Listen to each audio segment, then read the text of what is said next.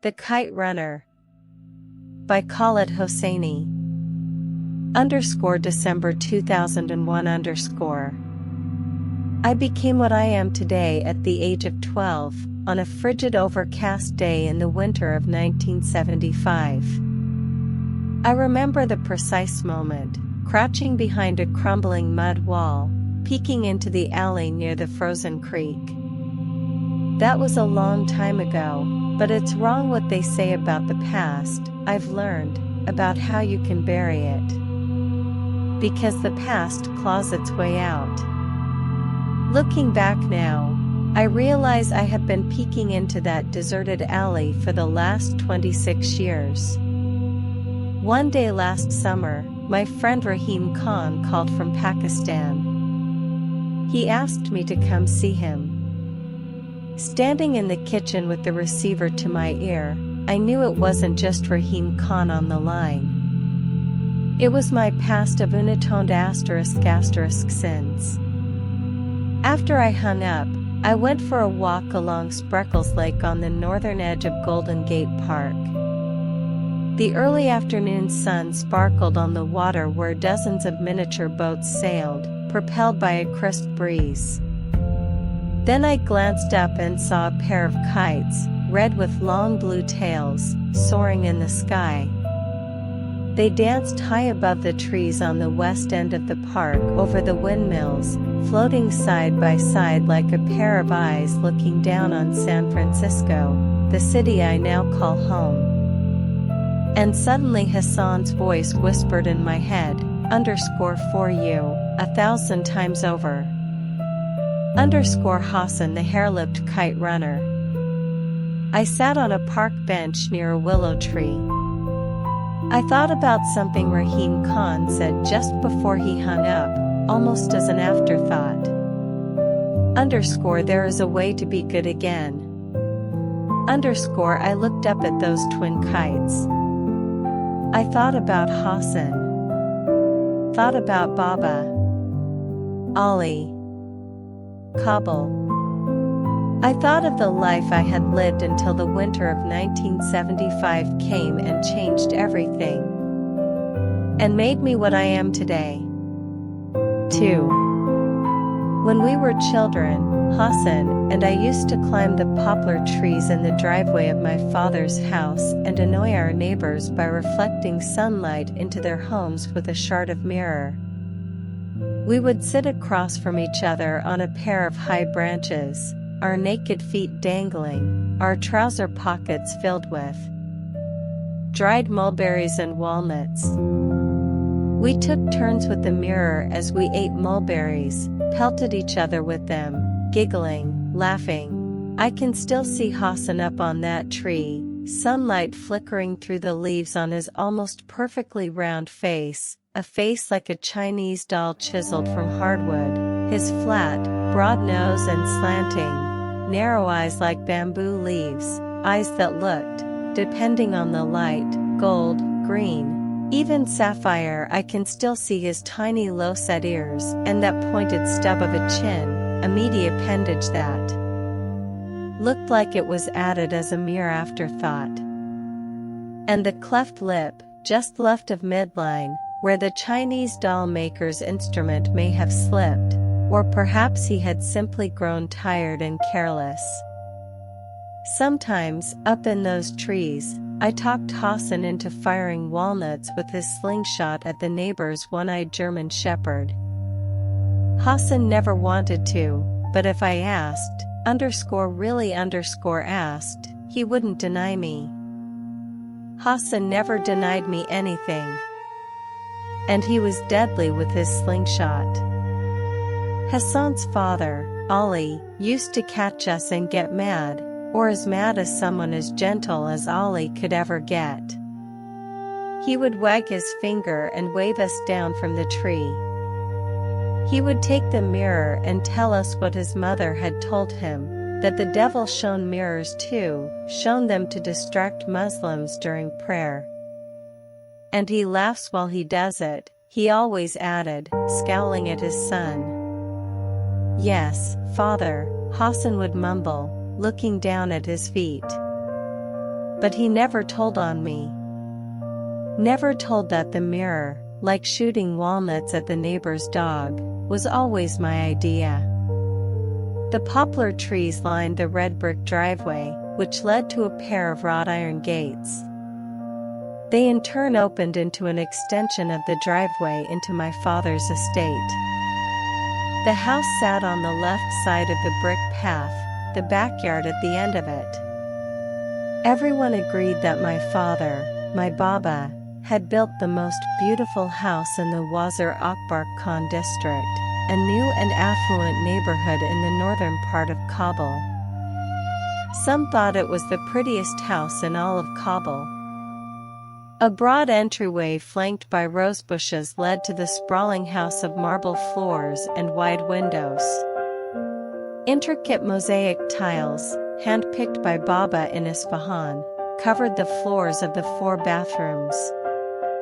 Gold-stitched tapestries, which Baba had bought in Calcutta, lined the walls. A crystal chandelier hung from the vaulted ceiling. Upstairs was my bedroom, Baba's room, and his study, also known as the smoking room, which perpetually smelled of tobacco and cinnamon. Baba and his friends reclined on black leather chairs there after Ali had served dinner. They stuffed their pipes, except Baba always called it fattening the pipe, and discussed their favorite 3 topics: politics, business, soccer. Sometimes I asked Baba if I could sit with them, but Baba would stand in the doorway. "Go on, now," he'd say. "This is grown-ups time. Why don't you go read one of those books of yours?" He'd close the door, leave me to wonder why it was always grown-ups time with him. I'd sit by the door, knees drawn to my chest. Sometimes I sat there for an hour, sometimes 2, listening to their laughter, their chatter. The living room downstairs had a curved wall with custom-built cabinets. Inside sat framed family pictures, an old, grainy photo of my grandfather and King Nadir Shah taken in 1931, 2 years before the king's assassination. They are standing over a dead deer, dressed in knee-high boots, rifles slung over their shoulders. There was a picture of my parents' wedding night, Baba dashing in his black suit and my mother a smiling young princess in white. Here was Baba and his best friend and business partner, Rahim Khan, standing outside our house, neither one smiling. I am a baby in that photograph and Baba is holding me, looking tired and grim. I'm in his arms, but it's Rahim Khan's pinky my fingers are curled around. The curved wall led into the dining room, at the center of which was a mahogany table that could easily sit 30 guests in. Given my father's taste for extravagant parties, it did just that almost every week. On the other end of the dining room was a tall marble fireplace, always lit by the orange glow of a fire in the wintertime. A large sliding glass door opened into a semicircular terrace that overlooked 2 acres of backyard and rows of cherry trees. Baba and Ali had planted a small vegetable garden along the eastern wall, tomatoes, mint, peppers, and a row of corn that never really took. Hassan and I used to call it the wall of ailing corn. On the south end of the garden, in the shadows of a loquat tree, was the servant's home, a modest little mud hut where Hassan lived with his father. It was there, in that little shack, that Hassan was born in the winter of 1964, just 1 year after my mother died giving birth to me. In the 18 years that I lived in that house, I stepped into Hassan and Ali's quarters only a handful of times. When the sun dropped low behind the hills and we were done playing for the day, Hassan and I parted ways. I went past the rose bushes to Baba's mansion, Hassan to the mud shack where he had been born, where he'd lived his entire life. I remember it was spare, clean, dimly lit by a pair of kerosene lamps. There were 2 mattresses on opposite sides of the room, a worn Haratai rug with frayed edges in between, a 3-legged stool, and a wooden table in the corner where Hassan did his drawings. The walls stood bare, save for a single tapestry with sewn-in beads forming the words _Allah. I looked in his crazy eyes and saw that he meant it. He really meant to hurt me. Asef raised his fist and came for me. There was a flurry of rapid movement behind me. Out of the corner of my eye, I saw Hassan bend down and stand up quickly. Asef's eyes flicked to something behind me and widened with surprise. I saw that same look of astonishment on Kamal and Wali's faces as they too saw what had happened behind me. I turned and came face to face with Hassan's slingshot. Hassan had pulled the white elastic band all the way back. In the cup was a rock the size of a walnut. Hassan held the slingshot pointed directly at Asef's face. His hand trembled with the strain of the pulled elastic band and beads of sweat had erupted on his brow. "Please leave us alone, Aga," Hassan said in a flat tone. He'd referred to Asef as Aga, and I wondered briefly what it must be like to live with such an ingrained sense of one's place in a hierarchy. Asef gritted his teeth. "Put it down, you motherless Hazara." "Please leave us be, Aga," Hassan said. Asef smiled. "Maybe you didn't notice, but there are 3 of us and 2 of you." Hassan shrugged. To an outsider, he didn't look scared. But Hassan's face was my earliest memory, and I knew all of its subtle nuances, knew each and every twitch and flicker that ever rippled across it. And I saw that he was scared.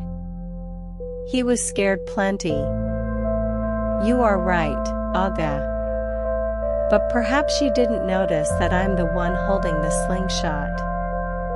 If you make a move, they'll have to change your nickname from Asef the Ear Eater to One-Eyed Asef, because I have this rock pointed at your left eye."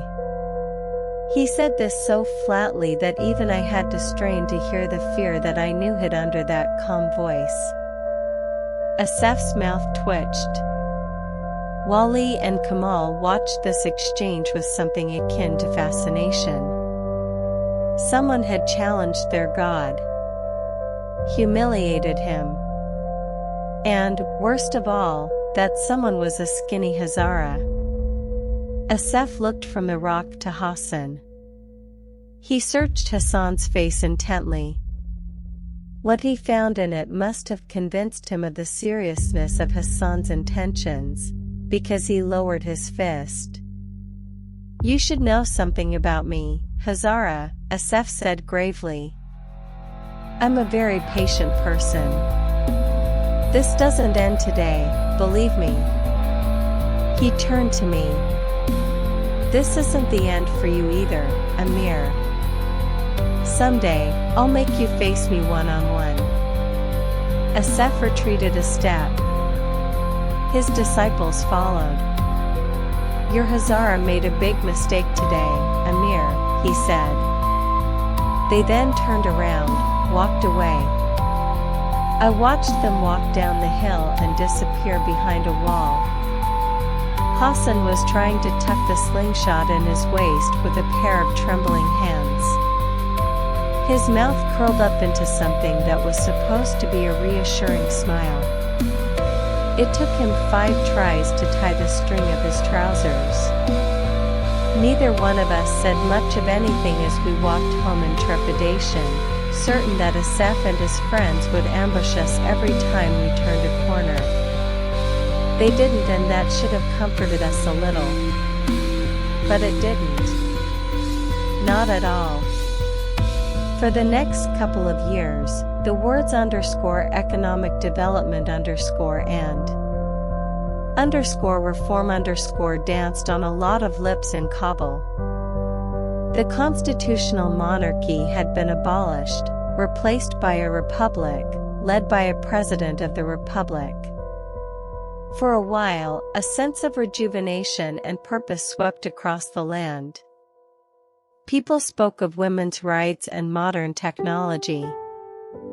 And for the most part, even though a new leader lived in underscore arg underscore the royal palace in Kabul, life went on as before. People went to work Saturday through Thursday and gathered for picnics on Fridays in parks, on the banks of Garga Lake, in the gardens of Pagman.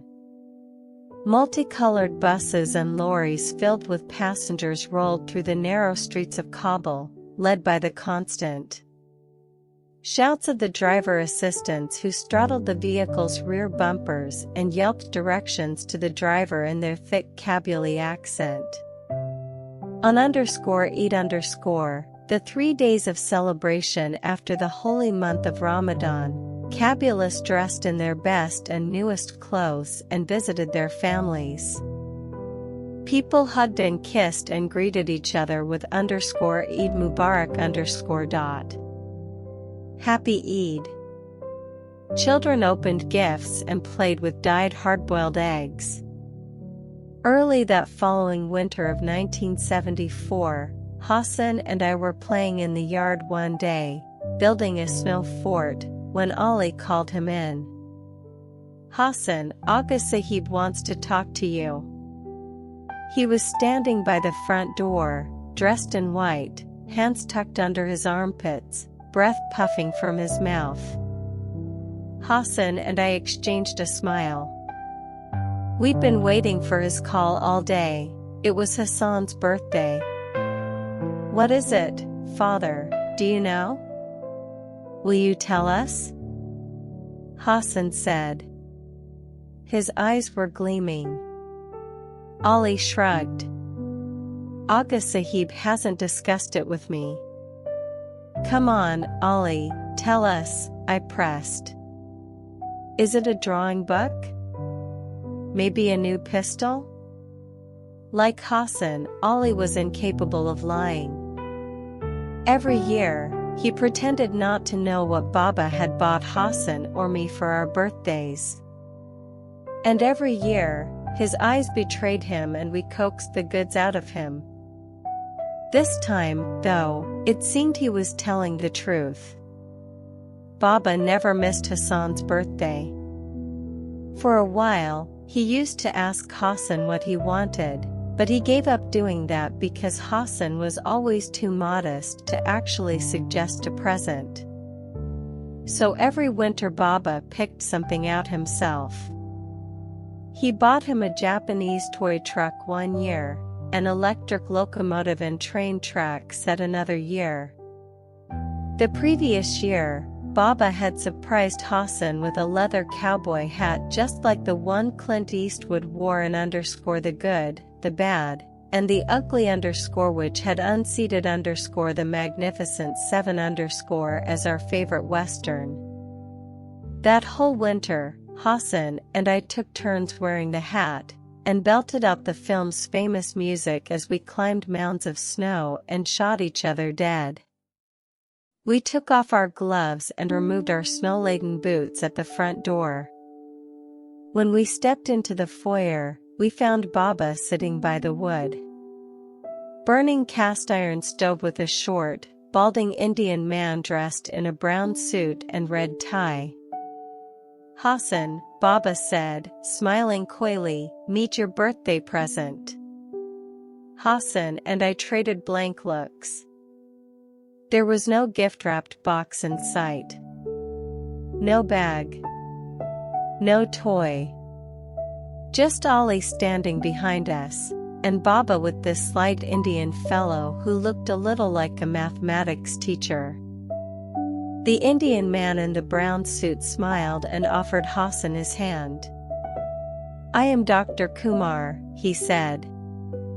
It's a pleasure to meet you. He spoke Farsi with a thick, rolling Hindi accent. Salam alaikum Hassan said uncertainly. He gave a polite tip of the head, but his eyes sought his father behind him. Ali moved closer and set his hand on Hassan's shoulder. Baba met Hassan's wary and puzzled eyes. I have summoned Dr. Kumar from New Delhi. Dr. Kumar is a plastic surgeon. Do you know what that is? The Indian man Dr. Kumar said. Hassan shook his head. He looked to me for help, but I shrugged. All I knew was that you went to a surgeon to fix you when you had appendicitis. I knew this because one of my classmates had died of it the year before, and the teacher had told us they had waited too long to take him to a surgeon.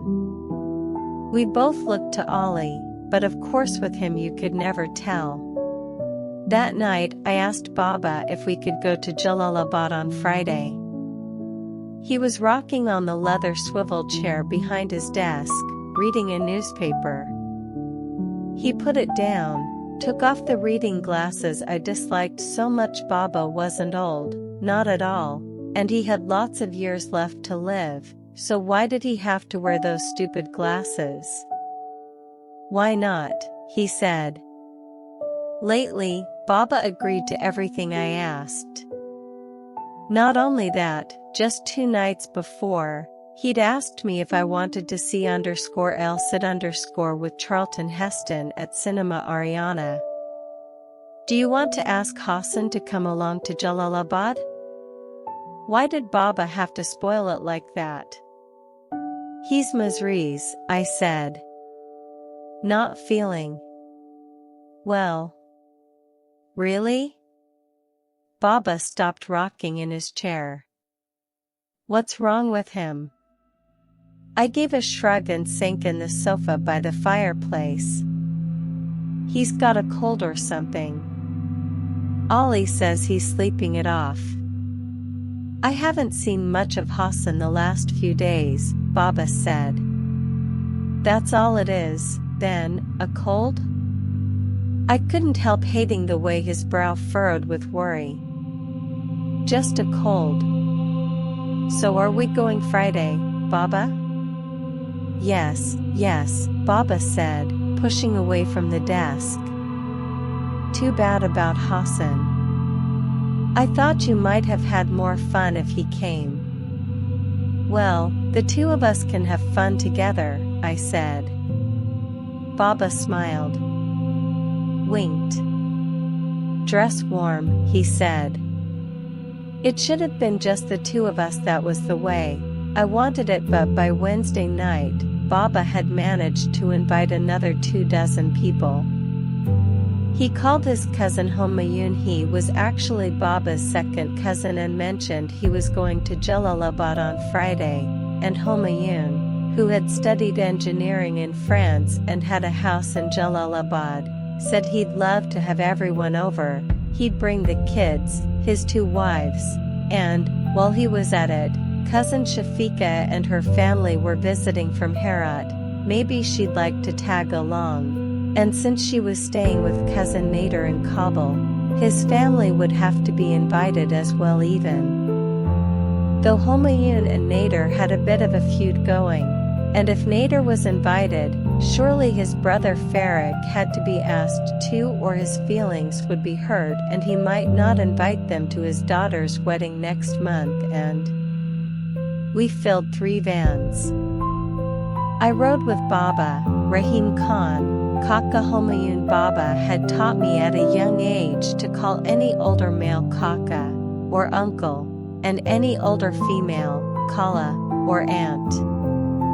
Kaka Humayun's 2 wives rode with us too, the pinch-faced older one with the warts on her hands, and the younger one who always smelled of perfume and danced with her eyes closed, as did Kaka Humayun's twin girls.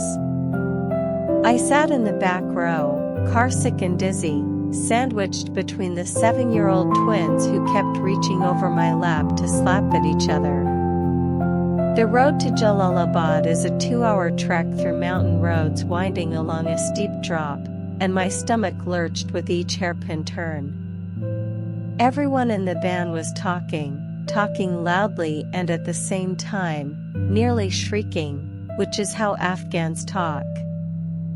I asked one of the twins Fazila or Karima. I could never tell which was which if she'd trade her window seat with me so I could get fresh air on account of my car sickness.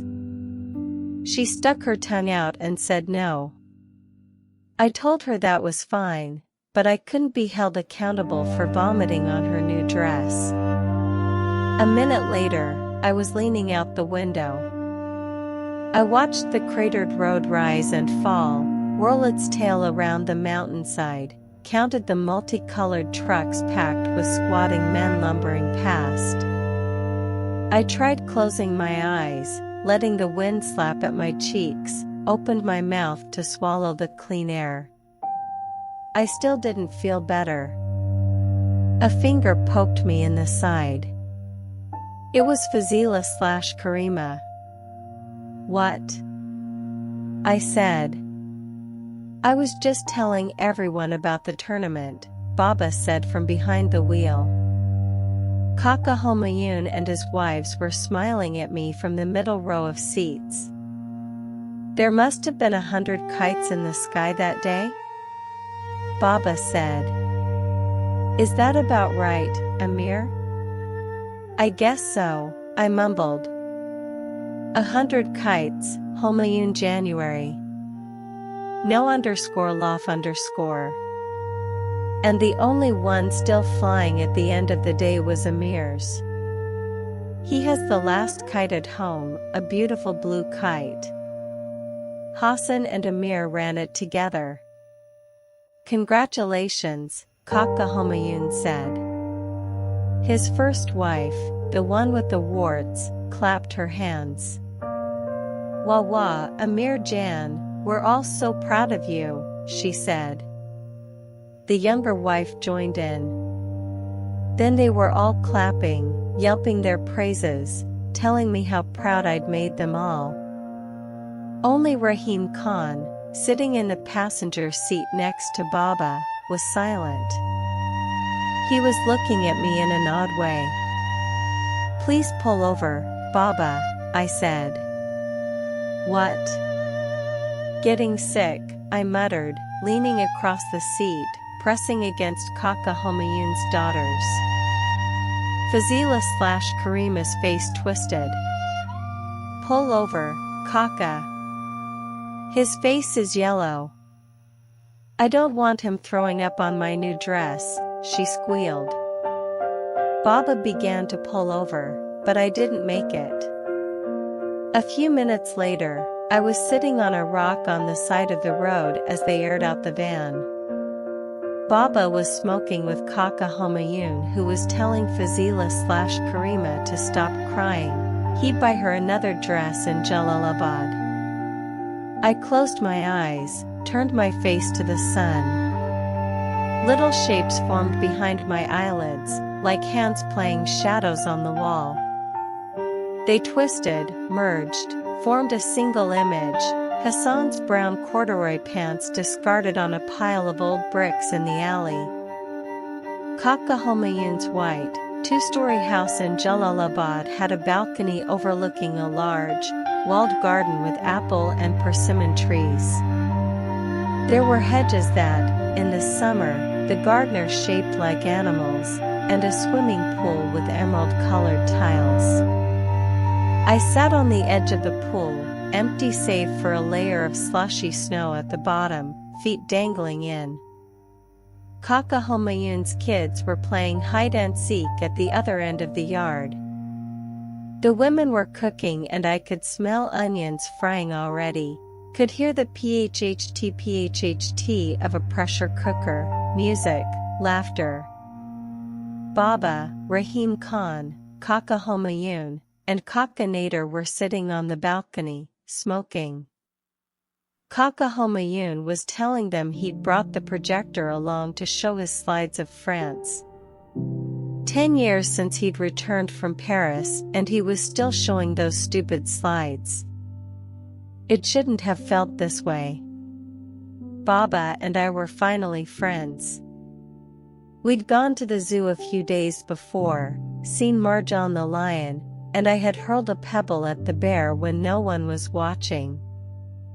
We'd gone to Dad Koda's kebab house afterward, across from Cinema Park, had lamb kebab with freshly baked _non_ from the tandoor. Baba told me stories of his travels to India and Russia, the people he had met, like the armless, legless couple in Bombay who'd been married 47 years and raised 11 children. That should have been fun, spending a day like that with Baba, hearing his stories. I finally had what I'd wanted all those years. Except now that I had it, I felt as empty as this unkempt pool I was dangling my legs into. The wives and daughters served dinner rice, kofta, and chicken. _kurma_. At sundown. We dined the traditional way, sitting on cushions around the room, tablecloth spread on the floor, eating with our hands in groups of 4 or 5 from common platters. I wasn't hungry but sat down to eat anyway with Baba, Kaka Farik, and Kaka Homayun's 2 boys. Baba, who'd had a few scotches before dinner, was still ranting about the kite tournament. How you open your mouth. Open it so wide your jaws creak. You order your lungs to draw air, now, you need air, need it now, but your airways ignore you. They collapse, tighten, squeeze, and suddenly you're breathing through a drinking straw. Your mouth closes and your lips purse and all you can manage is a strangled croak. Your hands wriggle and shake. Somewhere a dam has cracked open and a flood of cold sweat spills, drenches your body. You want to scream. You would if you could. But you have to breathe to scream. Panic. The basement had been dark. The fuel tank was pitch black. I looked right, left, up, down, waved my hands before my eyes, didn't see so much as a hint of movement. I blinked again. Nothing at all. The air wasn't right, it was too thick, almost solid. Air wasn't supposed to be solid. I wanted to reach out with my hands, crush the air into little pieces, stuff them down my windpipe. And the stench of gasoline.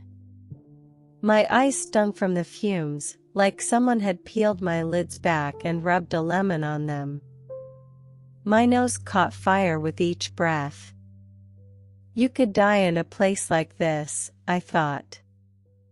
A scream was coming. Coming. And then a small miracle. Baba tugged at my sleeve and something glowed green in the dark. Light. Baba's wristwatch. I kept my eyes glued to those fluorescent green hands. I was so afraid I'd lose them, I didn't dare blink.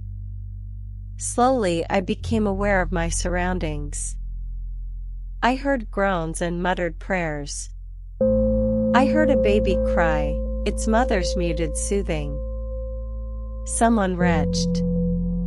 Someone else cursed the Sharawi. The truck bounced side to side, up and down. Heads banged against metal. Think of something good, Baba said in my ear. Something happy. Something good. Something happy. I let my mind wander. I let it come, Friday afternoon in Pagman. An open field of grass speckled with mulberry trees in blossom. Hassan and I stand ankle deep in untamed grass. I am tugging on the line, the spool spinning in Hassan's calloused hands, our eyes turned up to the kite in the sky. Not a word passes between us, not because we have nothing to say, but because we don't have to say anything. That's how it is between people who are each other's first memories, people who have fed from the same breast. A breeze stirs the grass and Hassan lets the spool roll. The kite spins, dips, steadies. Our twin shadows dance on the rippling grass. From somewhere over the low brick wall at the other end of the field, we hear chatter and laughter and the chirping of a water fountain. And music, something old and familiar. I think it's Yamola on rhubarb strings. Someone calls our names over the wall, says it's time for tea and cake. I didn't remember what month that was, or what year even. I only knew the memory lived in me, a perfectly encapsulated morsel of a good past, a brushstroke of color on the gray, barren canvas that our lives had become. The rest of that ride is scattered bits and pieces of memory that come and go, most of it sounds and smells, makes roaring past overhead, staccatos of gunfire, a donkey braying nearby, the jingling of bells and mewling of sheep, gravel crushed under the truck's tires, a baby wailing in the dark, the stench of gasoline, vomit, and shit. What I remember next is the blinding light of early morning as I climbed out of the fuel tank. I remember turning my face up to the sky, squinting, breathing like the world was running out of air. I lay on the side of the dirt road next to a rocky trench, looked up to the gray morning sky, thankful for air, thankful for light, thankful to be alive. "We're in Pakistan, Amir," Baba said. He was standing over me. "Kareem says he will call for a bus to take us to Peshawar." I rolled onto my chest, still lying on the cool dirt, and saw our suitcases on either side of Baba's feet. Through the upside-down V between his legs, I saw the truck idling on the side of the road, the other refugees climbing down the rear ladder. Beyond that, the dirt road unrolled through fields that were like leaden sheets under the gray sky and disappeared behind a line of bowl-shaped hills. Along the way, it passed a small village strung out atop a sun-baked slope. My eyes returned to our suitcases. They made me sad for Baba. After everything he'd built, planned, fought for, fretted over, dreamed of, this was the summation of his life, one disappointing son and 2 suitcases. Someone was screaming. No, not screaming. Wailing. I saw the passengers huddled in a circle, heard their urgent voices. Someone said the word fumes. Someone else said it too. The wail turned into a throat-ripping screech. Baba and I hurried to the pack of onlookers and pushed our way through them. Kamal's father was sitting cross-legged in the center of the circle, rocking back and forth, kissing his son's ashen face. "He won't breathe. My boy won't breathe," he was crying. Kamal's lifeless body lay on his father's lap. His right hand, uncurled and limp, bounced to the rhythm of his father's sobs. "My boy. He won't breathe. Allah, help him breathe." Baba knelt beside him and curled an arm around his shoulder. But Kamal's father shoved him away and lunged for Kareem, who was standing nearby with his cousin. What happened next was too fast and too short to be called a scuffle. Kareem uttered a surprised cry and backpedaled. I saw an arm swing, a leg kick. A moment later, Kamal's father was standing with Kareem's gun in his hand. "Don't shoot me," Kareem cried. But before any of us could say or do a thing, Kamal's father shoved the barrel in his own mouth. I'll never forget the echo of that blast, or the flash of light and the spray of red. I doubled over again and dry heaved on the side of the road. 11. Fremont, California. 1980s. Baba loved the idea of America.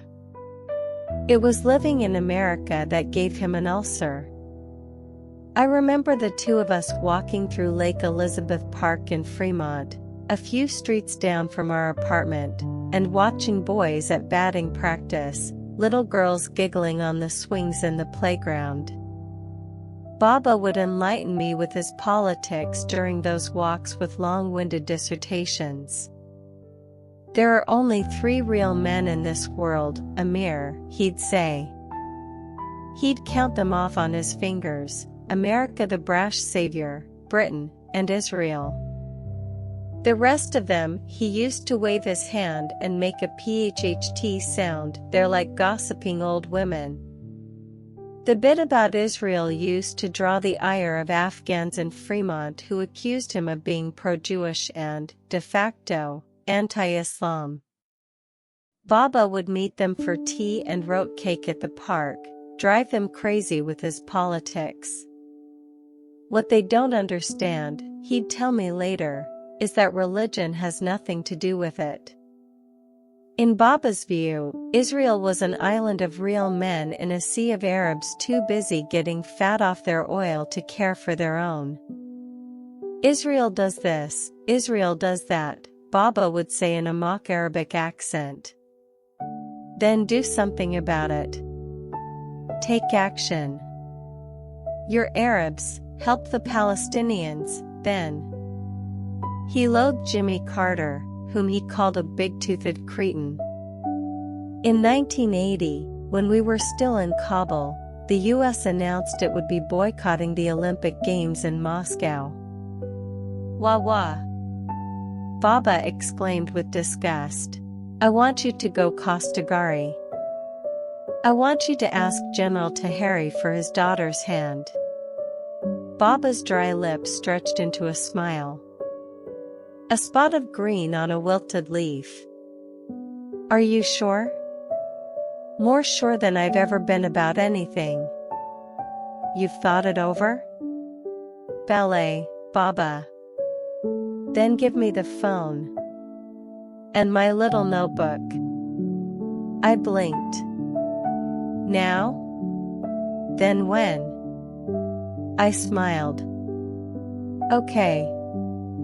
I gave him the phone and the little black notebook where Baba had scribbled his Afghan friends' numbers.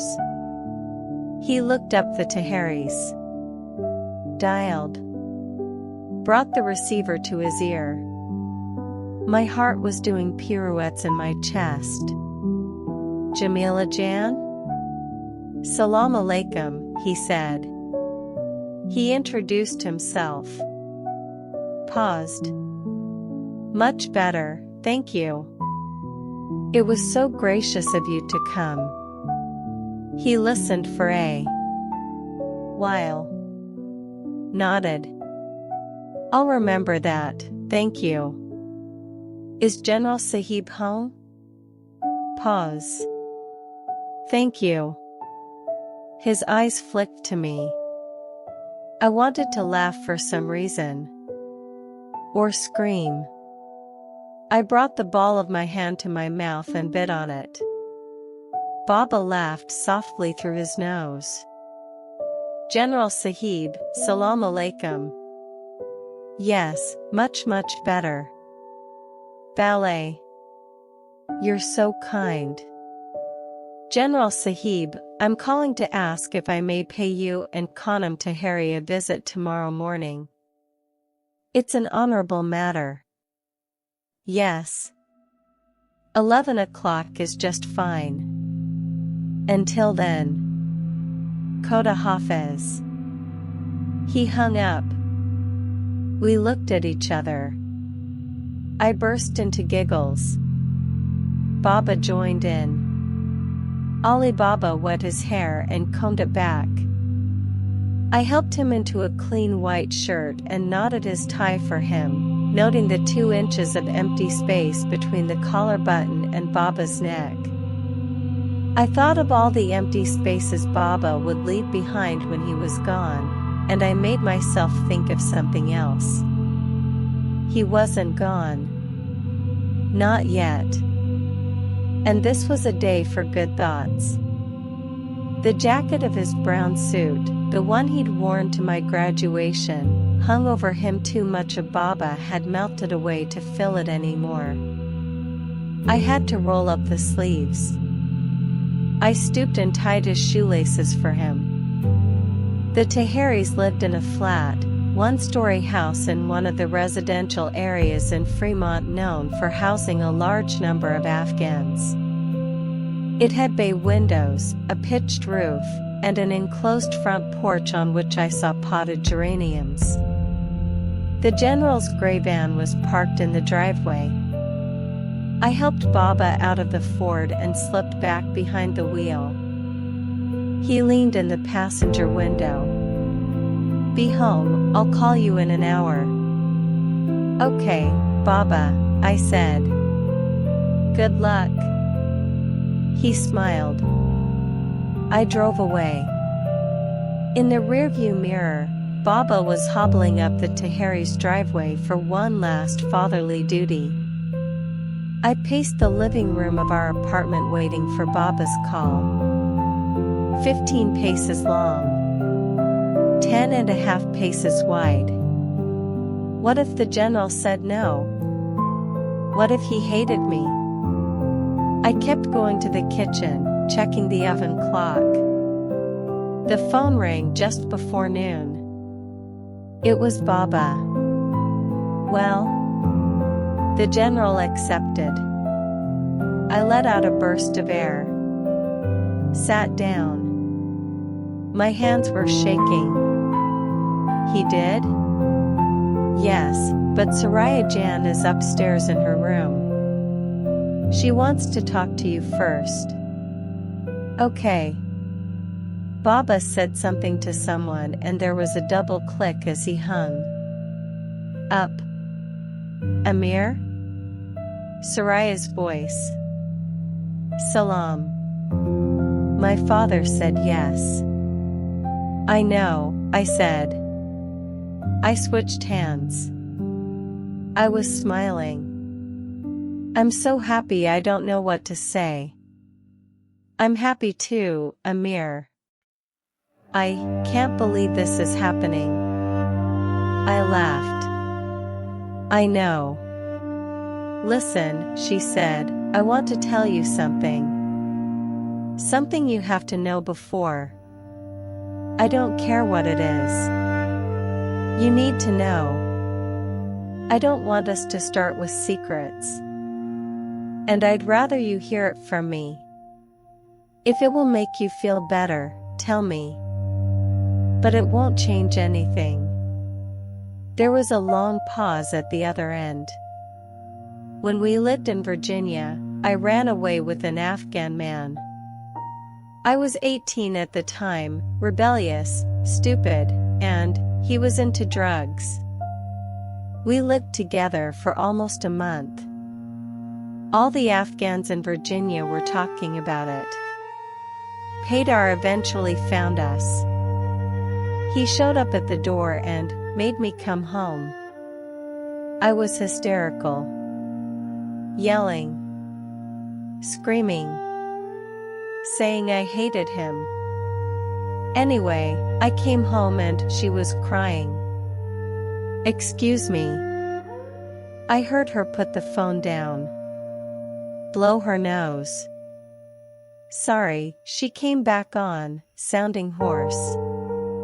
When I came home, I saw my mother had had a stroke, the right side of her face was paralyzed and I felt so guilty. She didn't deserve that. Paydar moved us to California shortly after. A silence followed. "How are you and your father now?" I said. "We've always had our differences, we still do, but I'm grateful he came for me that day." I really believe he saved me. She paused. So, does what I told you bother you? A little, I said. I owed her the truth on this one. I couldn't lie to her and say that my pride, my iftikhar, wasn't stung at all that she had been with a man, whereas I had never taken a woman to bed. It did bother me a bit, but I had pondered this quite a lot in the weeks before I asked Baba to go Kostagari. And in the end the question that always came back to me was this: how could I, of all people, chastise someone for their past? Does it bother you enough to change your mind? No, Soraya. Not even close, I said. Nothing you said changes anything. I want us to marry. She broke into fresh tears. I envied her. Her secret was out. Spoken. Dealt with. I opened my mouth and almost told her how I'd betrayed Hassan, lied, driven him out, and destroyed a 40-year relationship between Baba and Ali. But I didn't. I suspected there were many ways in which Soraya Taheri was a better person than me. Courage was just one of them. 13. When we arrived at the Taheri's home the next evening for laughs, the ceremony of giving word, I had to park the Ford across the street. Their driveway was already jammed with cars. I wore a navy blue suit I had bought the previous day, after I had brought Baba home from _Kostagari_. I checked my tie in the rearview mirror. You look koshteep, Baba said. Handsome. Thank you, Baba. Are you all right? Do you feel up to this? Up to this? It's the happiest day of my life, Amir, he said, smiling tiredly. I could hear chatter from the other side of the door, laughter, and Afghan music playing softly. It sounded like a classical ghazal by Ustad Sarahang. I rang the bell. A face peeked through the curtains of the foyer window and disappeared. They're here, I heard a woman's voice say. The chatter stopped. My knees and back were always aching. I would get up in the morning and it would take me at least an hour to shake the stiffness from my joints, especially in the wintertime. I did not want to let your father's house go to rot. We had all had many good times in that house, so many memories, Amir. January. It was not right. Your father had designed that house himself. It had meant so much to him, and besides, I had promised him I would care for it when he and you left for Pakistan. Now it was just me and the house, and I did my best. I tried to water the trees every few days, cut the lawn, tend to the flowers, fix things that needed fixing, but, even then, I was not a young man anymore. But even so, I might have been able to manage. At least for a while longer. But when news of your father's death reached me, for the first time I felt a terrible loneliness in that house. An unbearable emptiness. So one day, I fueled up the Buick and drove up to Hazarajat. I remembered that, after Ali dismissed himself from the house, your father told me he and Hassan had moved to a small village just outside Bamiyan. Ali had a cousin there, as I recalled. I had no idea if Hassan would still be there, if anyone would even know of him or his whereabouts. After all, it had been 10 years since Ali and Hassan had left your father's house. Hassan would have been a grown man in 1986, 23 years old. If he was even alive, that is the Sharawi, may they rot in hell for what they did to our Watan. killed so many of our young men. I don't have to tell you that.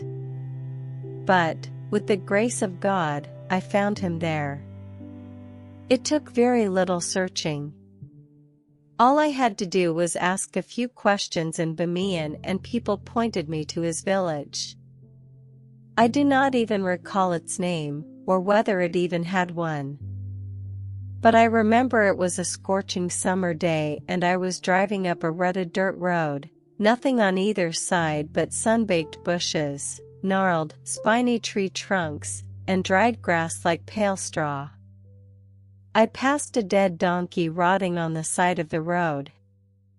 And then I turned a corner and, right in the middle of that barren land, I saw a cluster of mud houses, beyond them nothing but broad sky and mountains like jagged teeth.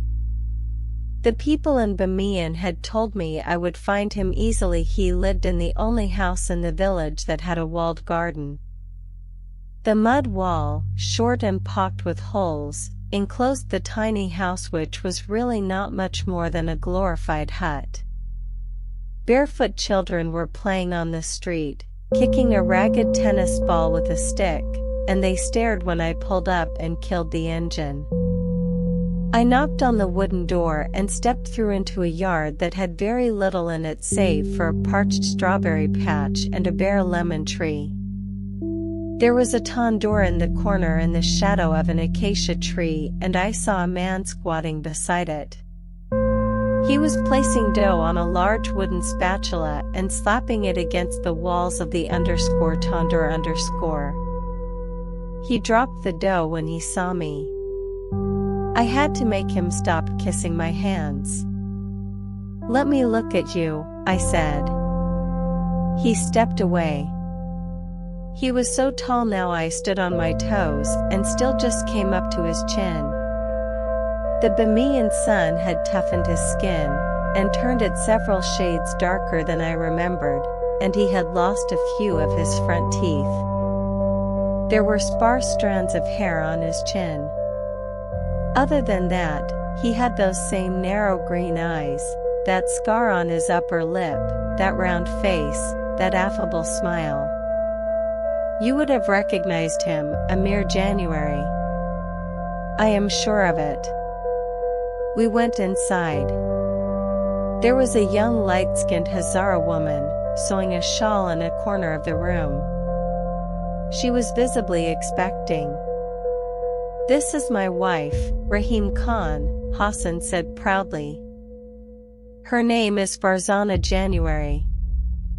She was a shy woman, so courteous she spoke in a voice barely higher than a whisper, and she would not raise her pretty hazel eyes to meet my gaze. But the way she was looking at Hassan, he might as well have been sitting on the throne at the _arg_. "When is the baby coming?" I said after we all settled around the adobe room. There was nothing in the room, just a frayed rug, a few dishes, a pair of mattresses, and a lantern. Inshallah this winter, Hassan said. "I am praying for a boy to carry on my father's name." "Speaking of Ali, where is he?" Hassan dropped his gaze. He told me that Ali and his cousin who had owned the house had been killed by a landmine 2 years before, just outside of Bamiyan. A landmine. Is there a more Afghan way of dying, Amir Jan? And for some crazy reason, I became absolutely certain that it had been Ali's right leg, his twisted polio leg, that had finally betrayed him and stepped on that landmine. I was deeply saddened to hear Ali had died. Your father and I grew up together, as you know, and Ali had been with him as long as I could remember. I remember when we were all little, the year Ali got polio and almost died. Your father would walk around the house all day crying. Farzana made us shorwa with beans, turnips, and potatoes. We washed our hands and dipped fresh non from the tandoor into the shorwa. It was the best meal I had had in months. It was then that I asked Hassan to move to Kabul with me. I told him about the house, how I could not care for it by myself anymore. I told him I would pay him well, that he and his _Khanum_ would be comfortable. They looked to each other and did not say anything. Later, after we had washed our hands and Farzana had served us grapes, Hassan said the village was his home now. He and Farzana had made a life for themselves there. And Bamiyan is so close. We know people there. Forgive me, Rahim Khan. I pray you understand. Of course, I said. You have nothing to apologize for. I understand. It was midway through tea after shorwa that Hassan asked about you. I told him you were in America, but that I did not know much more. Hassan had so many questions about you. Had you married? Did you have children? How tall were you? Did you still fly kites and go to the cinema? Were you happy? He said he had befriended an old Farsi teacher in Bamiyan who had taught him to read and write. If he wrote you a letter, would I pass it on to you? And did I think you would write back? I told him what I knew of you from the few phone conversations I had had with your father, but mostly I did not know how to answer him. Then he asked me about your father.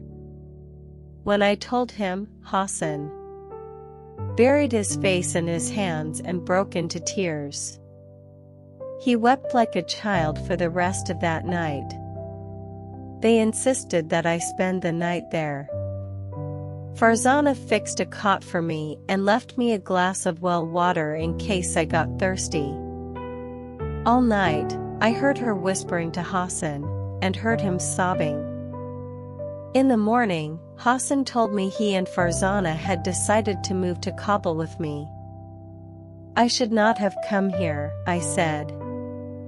You were right, Hassan. January. You have a zendagi, a life here. It was presumptuous of me to just show up and ask you to drop everything. It is me who needs to be forgiven.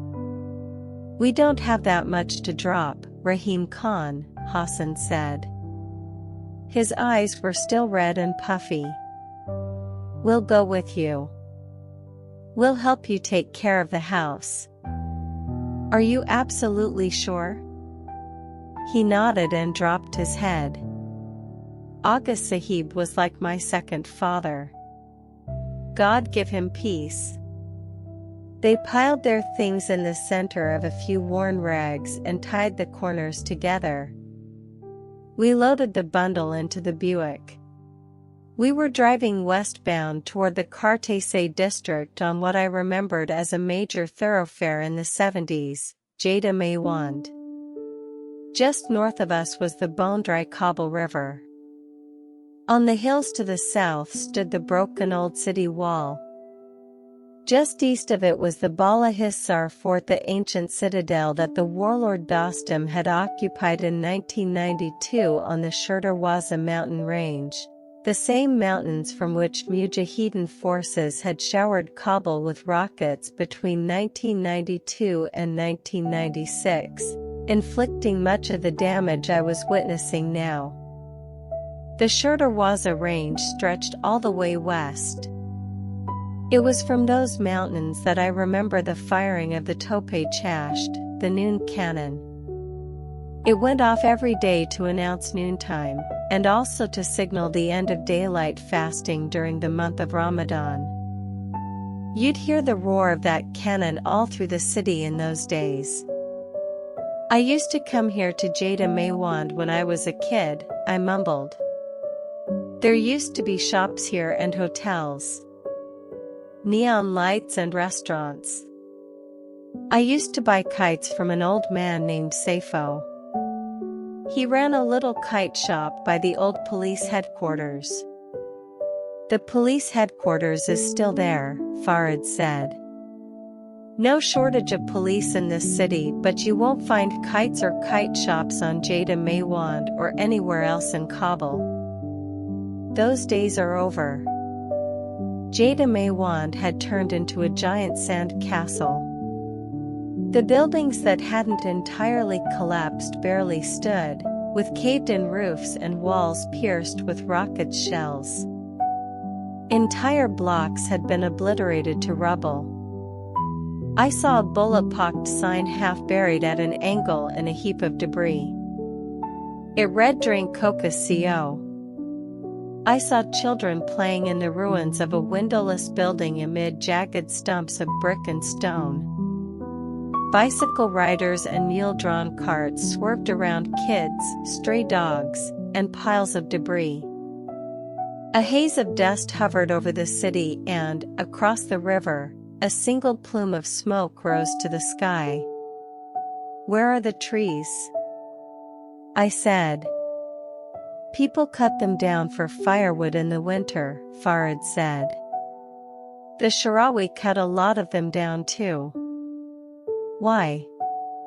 "Snipers used to hide in them." A sadness came over me. Returning to Kabul was like running into an old, forgotten friend and seeing that life hadn't been good to him, that he'd become homeless and destitute. "My father built an orphanage in Sharikona, the old city, south of here," I said. "I remember it," Farid said. "It was destroyed a few years ago." "Can you pull over?" I said. "I want to take a quick walk here." Farid parked along the curb on a small back street next to a ramshackle, abandoned building with no door. "That used to be a pharmacy," Farid muttered as we exited the truck. We walked back to Jada Maywand and turned right, heading west. "What's that smell?" I said. Something was making my eyes water. "Diesel," Farid replied. "The city's generators are always going down, so electricity is unreliable, and people use diesel fuel." "Diesel. Remember what this street smelled like in the old days?" Farid smiled. "Kebab." "Lamb kebab," I said. "Lamb," Farid said, tasting the word in his mouth. "The only people in Kabul who get to eat lamb now are the Taliban." He pulled on my sleeve. "Speaking of which," a vehicle was approaching us. "Beard Patrol," Farid murmured. That was the first time I saw the Taliban. I'd seen them on TV, on the internet, on the cover of magazines, and in newspapers. But here I was now, less than 50 feet from them, telling myself that the sudden taste in my mouth wasn't unadulterated, naked fear. Telling myself my flesh hadn't suddenly shrunk against my bones and my heart wasn't battering. Here they came. In all their glory. The red Toyota pickup truck idled past us. A handful of stern-faced young men sat on their haunches in the cab, Kalashnikovs slung on their shoulders. They all wore beards and black turbans. One of them, a dark-skinned man in his early 20s with thick, knitted eyebrows, twirled a whip in his hand and rhythmically swatted the side of the truck with it. His roaming eyes fell on me, held my gaze. I'd never felt so naked in my entire life. Then the Talib spat tobacco-stained spittle and looked away. I found I could breathe again. The truck rolled down Jada Maywand, leaving in its trail a cloud of dust. "What is the matter with you?" Farid hissed. "What?" "Don't ever stare at them." Do you understand me? Never. I didn't mean to, I said. Your friend is quite right, Aga. You might as well poke a rabid dog with a stick, someone said. This new voice belonged to an old beggar sitting barefoot on the steps of a bullet-scarred building. He wore a threadbare chappan worn to frayed shreds and a dirt-crusted turban. His left eyelid drooped over an empty socket. With an arthritic hand, he pointed to the direction the red truck had gone. They drive around looking and hoping that someone will provoke them. Sooner or later, someone always obliges. Then the dogs feast and the day's boredom is broken at last and everyone says Allahu Akbar. And on those days when no one offends, well, there is always random violence, isn't there? Keep your eyes on your feet when the Talibs are near, Farid said. Your friend dispenses good advice, the old beggar chimed in. He barked a wet cough and spat in a soiled handkerchief. Forgive me, but could you spare a few Afghanis? He breathed. BAS. Let's go, Farid said, pulling me by the arm. I handed the old man 100,000 Afghanis, or the equivalent of about $3. When he leaned forward to take the money, his stench like sour milk and feet that hadn't been washed in weeks flooded my nostrils and made my gorge rise. He hurriedly slipped the money in his waist, his lone eye darting side to side. A world of thanks for your benevolence, Aga Sahib. Do you know where the orphanage is in Kite say? I said. It's not hard to find, it's just west of Darulaman Boulevard, he said. The children were moved from here to Kite say after the rockets hit the old orphanage. Which is like saving someone from the lion's cage and throwing them in the tigers. Thank you, Aga, I said. I turned to go. That was your first time, nay? I'm sorry? The first time you saw a Talib. I said nothing. The old beggar nodded and smiled. Revealed a handful of remaining teeth, all crooked and yellow. I remember the first time I saw them rolling into Kabul. What a joyous day that was, he said. An end to the killing. Wah wah. But like the poet says, how seamless seemed love and then came trouble. A smile sprouted on my face. I know that ghazal. That's Hafez. Yes, it is. Indeed, the old man replied. I should know. I used to teach it at the university. You did? The old man coughed. From 1958 to 1996.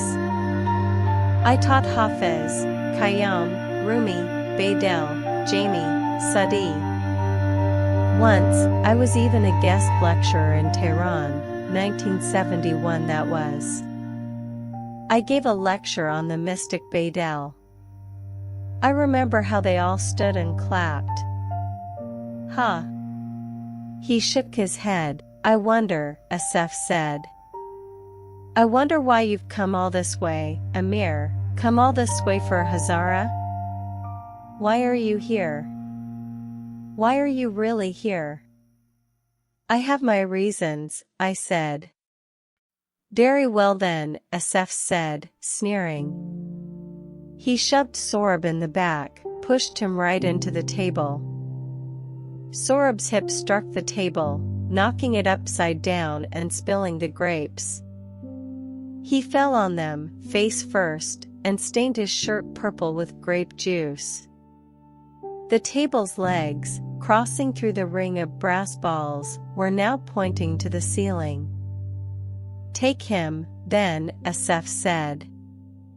I helped Sorb to his feet, swatted the bits of crushed grape that had stuck to his pants like barnacles to appear. Go, take him, Asef said, pointing to the door. I took Sorb's hand. It was small, the skin dry and calloused. His fingers moved, laced themselves with mine. I saw Sorb in that Polaroid again, the way his arm was wrapped around Hassan's leg, his head resting against his father's hip. They'd both been smiling. The bells jingled as we crossed the room. We made it as far as the door. Of course, Asef said behind us, I didn't say you could take him for free. I turned. What do you want? You have to earn him. What do you want? We have some unfinished business, you and I, Asef said.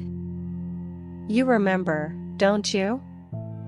He needn't have worried. I would never forget the day after Daud Khan overthrew the king. My entire adult life, whenever I heard Daud Khan's name, what I saw was Hassan with his slingshot pointed at Asef's face, Hassan saying that they'd have to start calling him One-Eyed Asef, instead of Asef Gashkor. I remember how envious I'd been of Hassan's bravery. Asef had backed down, promised that in the end he'd get us both. He'd kept that promise with Hassan. Now it was my turn. All right, I said, not knowing what else there was to say. I wasn't about to beg, that would have only sweetened the moment for him. Asef called the guards back into the room. I want you to listen to me, he said to them. In a moment, I'm going to close the door. Then he and I are going to finish an old bit of business. No matter what you hear, don't come in. Do you hear me? Don't come in. The guards nodded. Looked from Asef to me. Yes, Aga Sahib. When it's all done, only one of us will walk out of this room alive, Asef said. If it's him, then he's earned his freedom and you let him pass, do you understand? The older guard shifted on his feet. But Aga Sahib. If it's him, you let him pass. Asef screamed. The two men flinched but nodded again. They turned to go. One of them reached for Sorb. Let him stay, Asef said. He grinned. Let him watch. Lessons are good things for boys. The guards left. Asef put down his prayer beads. Reached in the breast pocket of his black vest. What he fished out of that pocket didn't surprise me one bit, stainless steel brass knuckles. He has gel in his hair and a Clark Gable mustache above his thick lips. The gel has soaked through the green paper surgical cap, made a dark stain the shape of Africa. I remember that about him. That, and the gold Allah chain around his dark neck. He is peering down at me, speaking rapidly in a language I don't understand, or do, I think.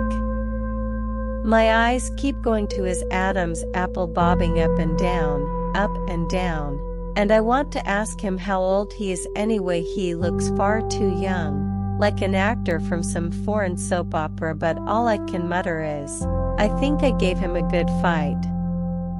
I think I gave him a good fight. I don't know if I gave Asef a good fight. I don't think I did. How could I have? That was the first time I'd fought anyone. I had never so much as thrown a punch in my entire life. My memory of the fight with Asef is amazingly vivid and stretches. I remember Asef turning on the music before slipping on his brass knuckles. The prayer rug, the one with the oblong, woven Mecca, came loose from the wall at one point and landed on my head. The dust from it made me sneeze. I remember Asaf shoving grapes in my face, his snarl all spit-shining teeth, his bloodshot eyes rolling. His turban fell at some point, let loose curls of shoulder-length blonde hair. And the end, of course. That, I still see with perfect clarity. I always will. Mostly, I remember this, his brass knuckles flashing in the afternoon light, how cold they felt with the first few blows and how quickly they warmed with my blood.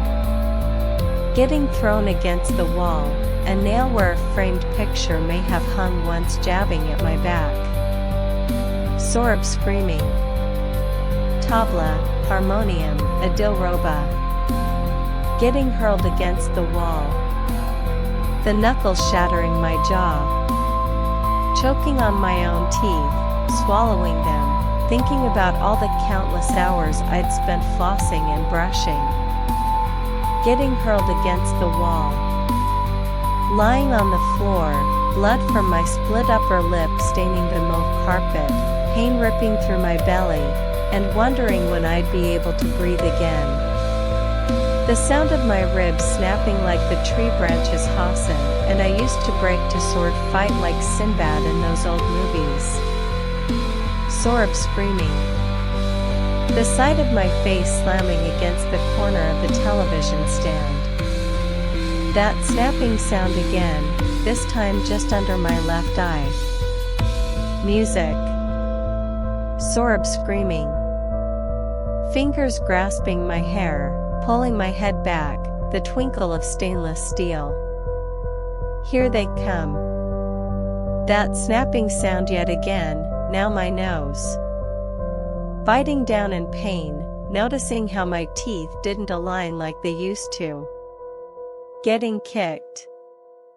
Sorab screaming. I don't know at what point I started laughing, but I did. It hurt to laugh, hurt my jaws, my ribs, my throat. But I was laughing and laughing. And the harder I laughed, the harder he kicked me, punched me, scratched me. What's so funny? Asaf kept roaring with each blow. His spittle landed in my eye. Sorab screamed. What's so funny? Asaf bellowed. Another rib snapped, this time left lower.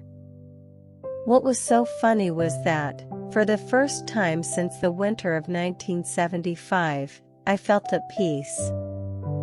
I laughed because I saw that, in some hidden nook in a corner of my mind, I'd even been looking forward to this.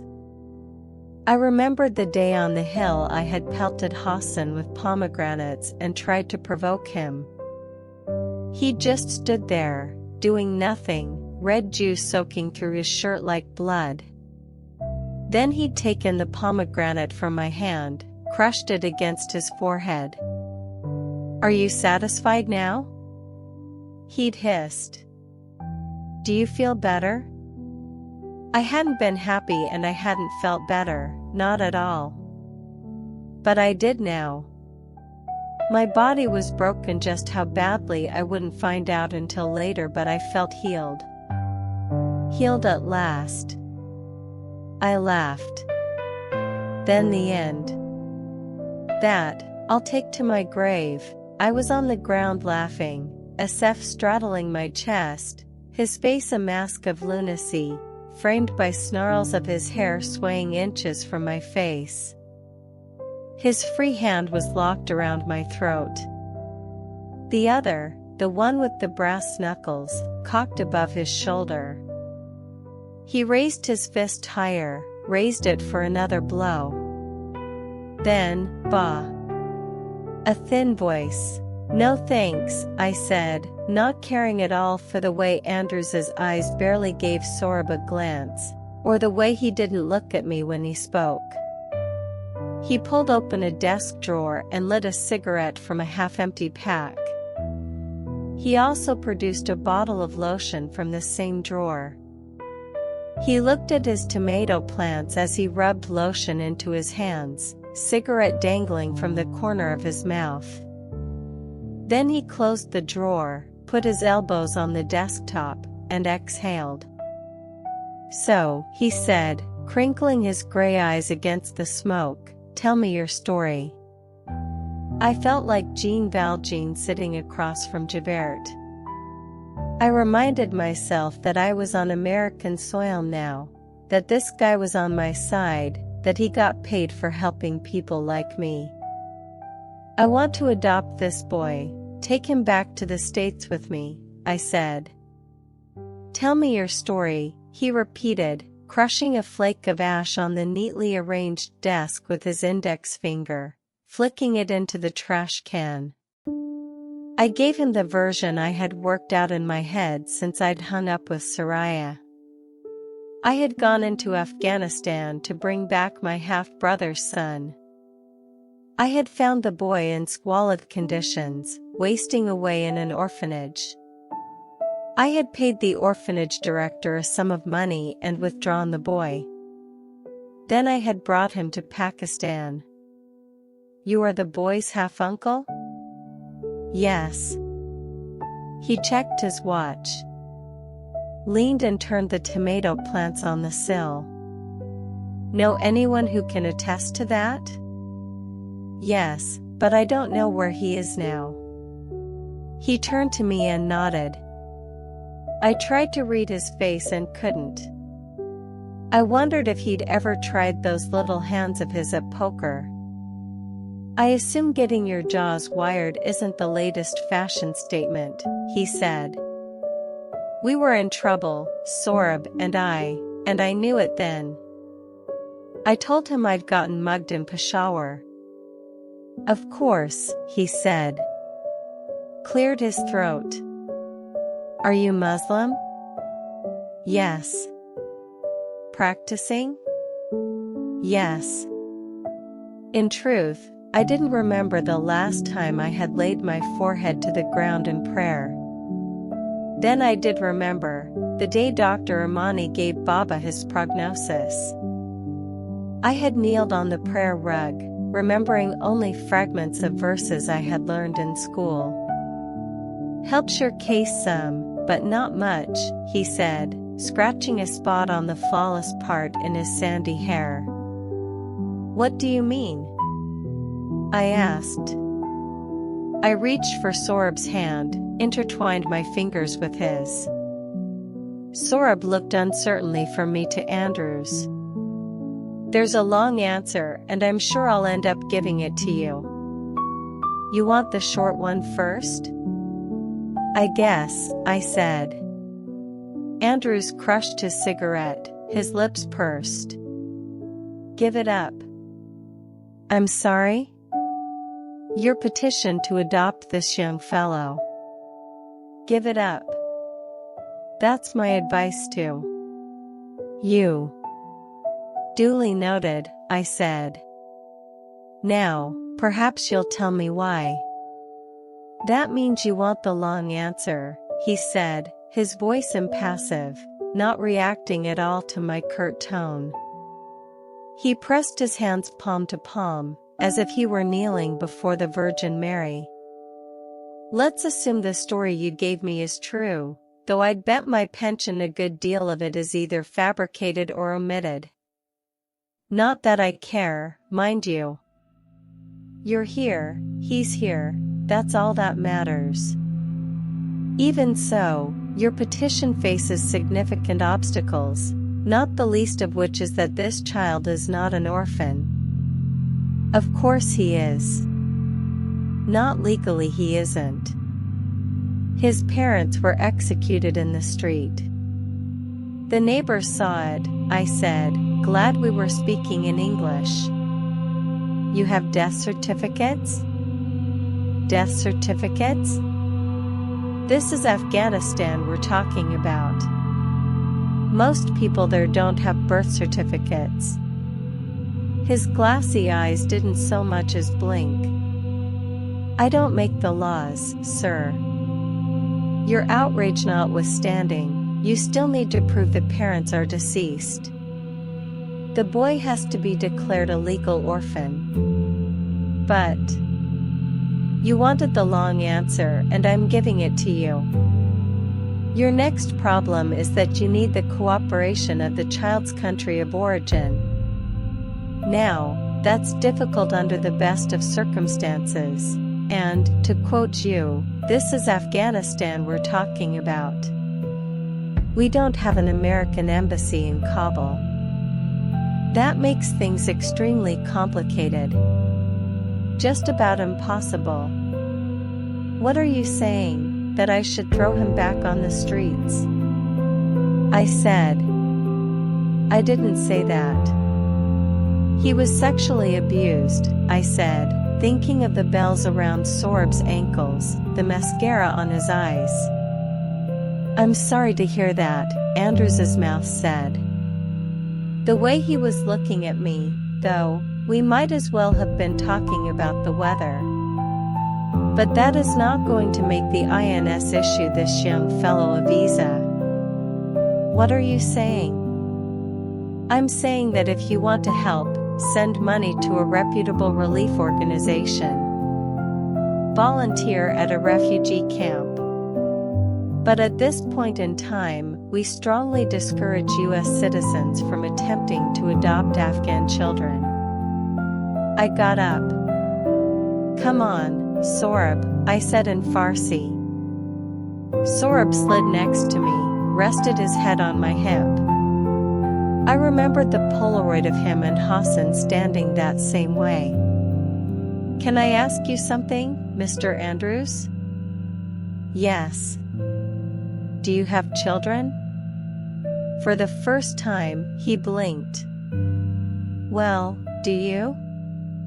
It's a simple question. He was silent. I thought so, I said, taking Sohrab's hand. They ought to put someone in your chair who knows what it's like to want a child. I turned to go, Sohrab trailing me. Can I ask you a question? Andrews called. Go ahead. Have you promised this child you'll take him with you? What if I have? He shook his head. It's a dangerous business, making promises to kids. He sighed and opened his desk drawer again. You mean to pursue this? He said, rummaging through papers. I mean to pursue this. He produced a business card. Then I advise you to get a good immigration lawyer. Omar Faisal works here in Islamabad. You can tell him I sent you. I took the card from him. Thanks, I muttered. Good luck, he said. As we exited the room, I glanced over my shoulder. Andrews was standing in a rectangle of sunlight, absently staring out the window, his hands turning the potted tomato plants toward the sun, petting them lovingly. Take care, the secretary said as we passed her desk. Your boss could use some manners, I said. I expected her to roll her eyes, maybe not in that I know, everybody says that, kind of way. Instead, she lowered her voice. Poor Ray. He hasn't been the same since his daughter died. I raised an eyebrow. Suicide, she whispered. I know it sounds crazy, but I find myself wondering what his favorite _Kerma_ will be, or his favorite subject in school. I picture myself helping him with homework. She laughed. In the bathroom, the water had stopped running. I could hear Sohrab in there, shifting in the tub, spilling water over the sides. You're going to be great, I said. Oh, I almost forgot. I called Kaka Sharif. I remembered him reciting a poem at our nikah from a scrap of hotel stationery paper. His son had held the Quran over our heads as Soraya and I had walked toward the stage, smiling at the flashing cameras. What did he say? Well, he's going to stir the pot for us. Out of the corner of my eye, I saw Soraya watching us from the tent. Hands tensely dug in her armpits. Unlike me, she'd gradually abandoned her attempts at engaging him. The unanswered questions, the blank stares, the silence, it was all too painful. She had shifted to holding pattern, waiting for a green light from Sorab. Waiting. I wet my index finger and held it up. I remember the way your father checked the wind was to kick up dust with his sandal, see which way the wind blew it. He knew a lot of little tricks like that, I said. Lowered my finger. West, I think. Sorab wiped a raindrop from his earlobe and shifted on his feet. Said nothing. I thought of Soraya asking me a few months ago what his voice sounded like. I'd told her I didn't remember anymore. Did I ever tell you your father was the best kite runner in Wazir Akbar Khan? Maybe all of Kabul? I said, knotting the loose end of the spool tar to the string loop tied to the center spar. How jealous he made the neighborhood kids. He'd run kites and never look up at the sky, and people used to say he was chasing the kite's shadow. But they didn't know him like I did. Your father wasn't chasing any shadows. He just knew another half-dozen kites had taken flight. People had started to gather in clumps, teacups in hand, eyes glued to the sky. Do you want to help me fly this? I said. Sorab's gaze bounced from the kite to me. Back to the sky. Okay. I shrugged.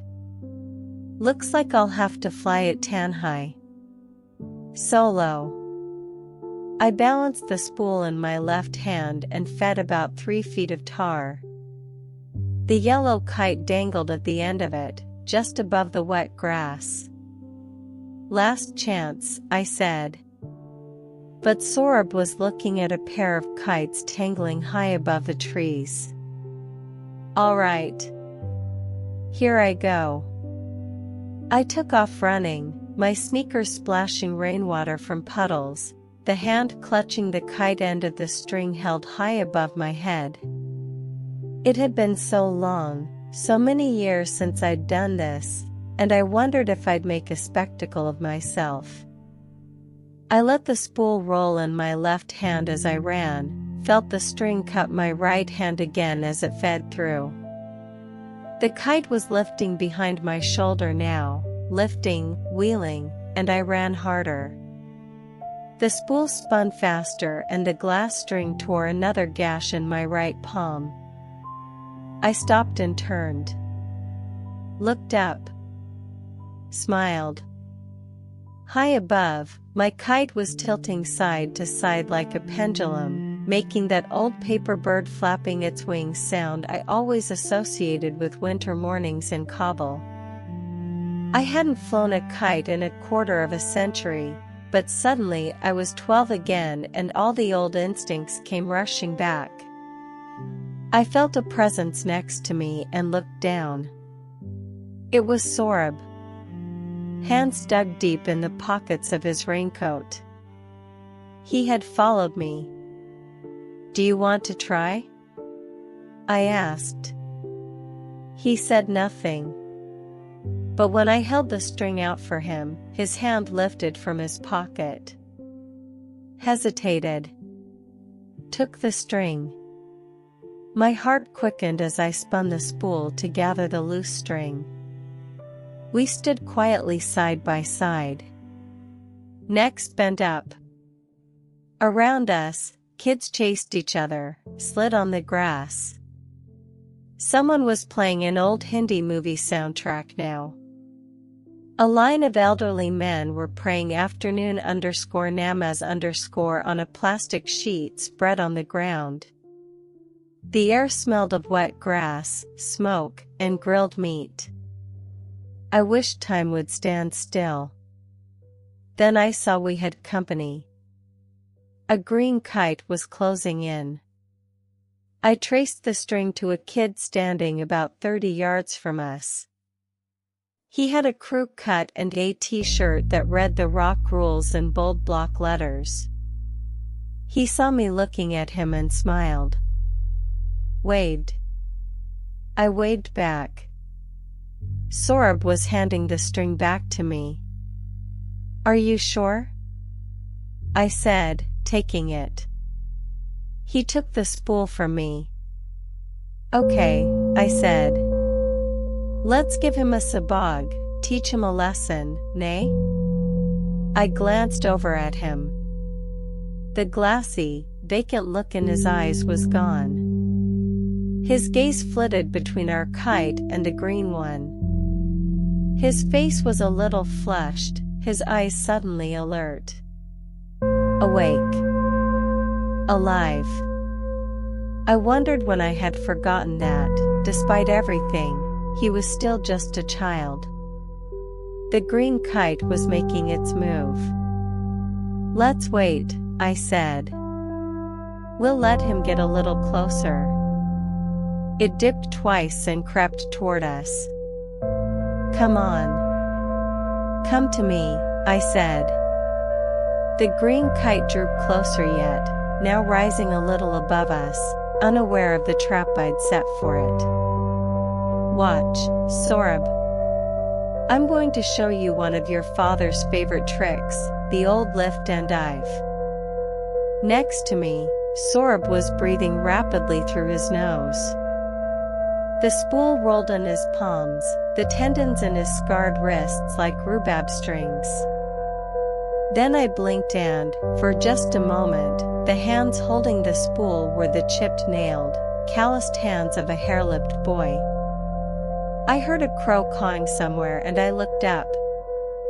The park shimmered with snow so fresh, so dazzling white, it burned my eyes. It sprinkled soundlessly from the branches of white-clad trees. I smelled turnip crina now. Dried mulberries. Sour oranges. Sawdust and walnuts. The muffled quiet, snow quiet, was deafening. Then far away, across the stillness, a voice calling us home, the voice of a man who dragged his right leg. The green kite hovered directly above us now. He's going for it. Any time now, I said, my eyes flicking from Sorab to our kite. The green kite hesitated. Held position. Then shot down. Here he comes. I said. I did it perfectly. After all these years. The old lift and dive trap. I loosened my grip and tugged on the string, dipping and dodging the green kite. A series of quick sidearm jerks and our kite shot up counterclockwise, in a half circle. Suddenly I was on top. The green kite was scrambling now, panic-stricken. But it was too late. I'd already slipped him Hassan's trick. I pulled hard and our kite plummeted. I could almost feel our string sawing his. Almost heard the snap. Then, just like that, the green kite was spinning and wheeling out of control. Behind us, people cheered. Whistles and applause broke out. I was panting. The last time I had felt a rush like this was that day in the winter of 1975, just after I had cut the last kite, when I spotted Baba on our rooftop, clapping, beaming. I looked down at Sorab. One corner of his mouth had curled up just so. A smile. Lopsided. Hardly there. But there. Behind us, kids were scampering, and a melee of screaming kite runners was chasing the loose kite drifting high above the trees. I blinked and the smile was gone. But it had been there. I had seen it. Do you want me to run that kite for you? His Adam's apple rose and fell as he swallowed. The wind lifted his hair. I thought I saw him nod. For you, 1,000 times over, I heard myself say. Then I turned and ran. It was only a smile, nothing more.